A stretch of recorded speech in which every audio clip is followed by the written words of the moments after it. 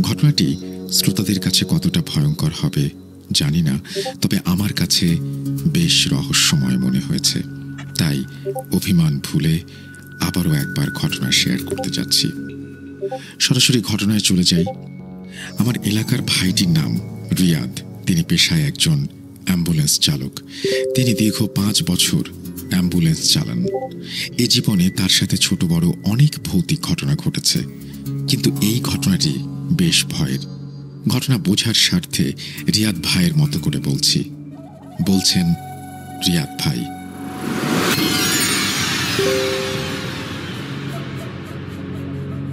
সালটা ছিল 2019 সালের জানুয়ারি মাসের কনকনে শীত। আমি একটি বেসরকারি হাসপাতালের অ্যাম্বুলেন্স চালাই। মৃত লাশ নিয়ে যাই মাঝে মাঝেই বিভিন্ন জেলায়।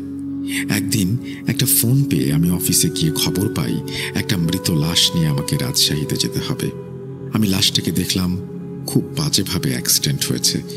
লাশ একটা মেয়ের, সুন্দর, মনে হয় কলেজ কিংবা বিশ্ববিদ্যালয়ে পড়তো। মাথার এক পাশ থ্যাঁতলানো, চুলগুলো এলোমেলো, দেহের বিভিন্ন স্থান থেকে রক্ত ঝরছে। মেয়েটি হোস্টেলে থাকায় এখানে তার কোনো গার্ডিয়ান নেই। তার কয়েকজন শিক্ষক এবং সহপাঠীরা মিলে লাশটাকে অ্যাম্বুলেন্সে তুলে দেয়। লাশটা নিয়ে আমায় একাই যেতে হবে। আমি মাঝে মাঝে এমন লাশ নিয়ে প্রায় অনেক জেলাতে যাই, কিন্তু আমার হেল্পার রকিকে সাথে নিতে হয়। সন্ধ্যা হয়, ঠিক ওই সময় রকিকে সাথে নিয়ে রওনা দিলাম। একটানা 4-5 ঘন্টা গাড়ি চালিয়ে একটা স্থানে এসে কিছু খাওয়ার জন্য গাড়ি থামালাম। তারপর খেয়ে দিয়ে আবারও রওনা দিলাম। কয়েক কিলোমিটার যাওয়ার পর হঠাৎ একটা চাকা বাস্ট হয়ে যায়। গাড়ি থেকে নেমে দেখলাম চাকা বাস্ট হয়ে গেছে। এক্সট্রা চাকার জন্য গাড়িতে খোঁজ করে দেখি ভুল করে এক্সট্রা চাকা নেওয়া হয়নি। সাথে থাকা আমার হেল্পার রকি বলে, ভাই, চাকা যেহেতু নাই, আমরা যেখানে খাওয়া দাওয়া করছিলাম ওইখানেই দেখি চাকা সারাতে পারি কিনা। এই কথা বলে আমার কাছ থেকে কিছু টাকা আর নষ্ট চাকাটা নিয়ে রওনা দিল সে। গাড়িটা রাস্তায় একপাশে সাইড করা ছিল। কতক্ষণ লাগতে পারে এই চিন্তা করতে করতে গাড়িতে গিয়ে বসলাম। গাড়িটা হাইড্রোলিক জগ দিয়ে স্ট্যান্ড করা ছিল, তাই এইটাও চিন্তা করছিলাম একা একা এইভাবে থামানো একটা গাড়ি নিয়ে কতক্ষণ অপেক্ষা করব। এমনিতেই জায়গাটা নীরব। একটু পরপর 1-2টা ডিস্ট্রিক্ট বাস সাঁই সাঁই করে চলে যাচ্ছে। পাশে কোনো মানুষজনের চিহ্ন নেই। রাত প্রায় 10টা। কে আসবে হাইওয়েতে? আমি একটা সিগারেট ধরিয়ে একটু পরপর একটা একটা করে টান দিচ্ছি আর চাকা আসার ব্যাপারটা নিয়ে চিন্তা করছি। লুকিং গ্লাসে রকি আসার পথে তাকিয়েছিলাম। হঠাৎ ভেতরে থাকা লুকিং গ্লাসে চোখ আটকে গেল। চোখটা সরিয়ে পেছনে তাকাতে দেখলাম না, কিছুই না, সব ঠিক আছে। আবার যখন সিগারেটে টান দিয়ে লুকিং গ্লাসের দিকে তাকালাম তখন ভয়ে স্থির হয়ে গেলাম। আমি দেখলাম মেয়েটার লাশটা উঠে বসে আছে। এবার আমি ঘাড় ঘোরাতে সাহস করলাম না। আমার মনে হচ্ছিল দাঁতে দাঁত লেগে আসবে। হঠাৎ পেছন থেকে মেয়েটা বলে উঠল, আমার খুব পানির পিপাসা লেগেছে, আমাকে একটু পানি দেন। কেন জানি মুহূর্তের মধ্যে আমার ভেতর থেকে সব ভয় কেটে গেছে। মেয়েটাকে দেখতে স্বাভাবিক লাগায় আমি একটা পানির বোতল এগিয়ে দিলাম। পানিটা পেয়ে সে এক নিঃশ্বাসে শেষ করে কেমন একটা স্বস্তির নিঃশ্বাস ফেলল। আমি মুহূর্তে ভাবছি, আহা জীবন, কি দারুণ আমাদের চিকিৎসা ব্যবস্থা। একটা অজ্ঞান হওয়া জীবিত মেয়েকে লাশ বানিয়ে অ্যাম্বুলেন্সে উঠিয়ে দিয়েছে। এগুলো ভাবতে না ভাবতেই মেয়েটা আমার দিকে মুখ করে বলতে লাগলো, জানো ভাইয়া, এই পানির জন্য আমার বুকটা ফেটে যাচ্ছিল। আমার ভার্সিটি বন্ধ হয়ে যাওয়ায় বাড়িতে যাওয়ার জন্য তৈরি হয়ে বাস স্ট্যান্ডে আসি। আমি রিক্সা থেকে নেমে ভাড়া দিলাম। যখন একটু সামনে এগোলাম খেয়াল করতে পারিনি কখন একটা দ্রুতগামী বাস আমার সামনে এসে পড়েছে।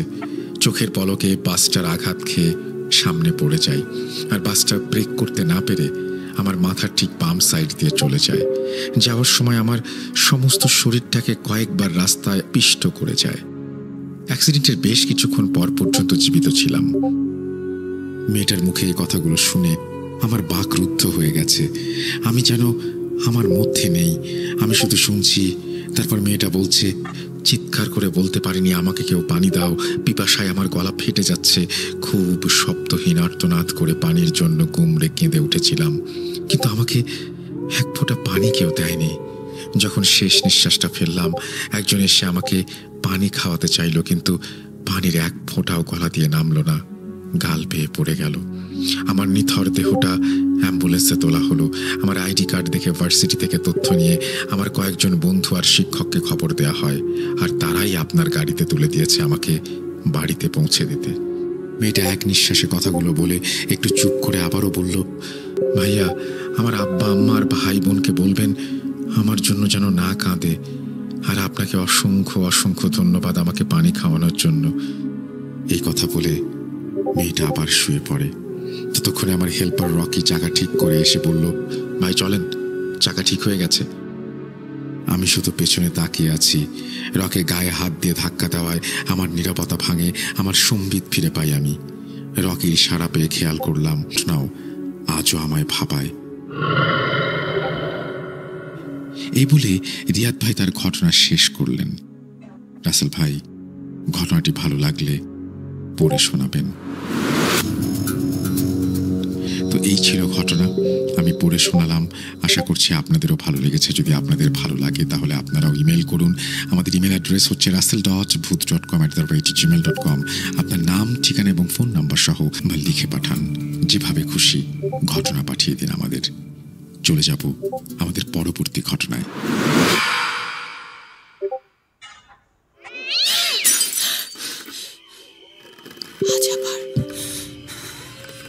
শুনতে পাচ্ছেন শব্দটা? ভয়ের আরেক নাম।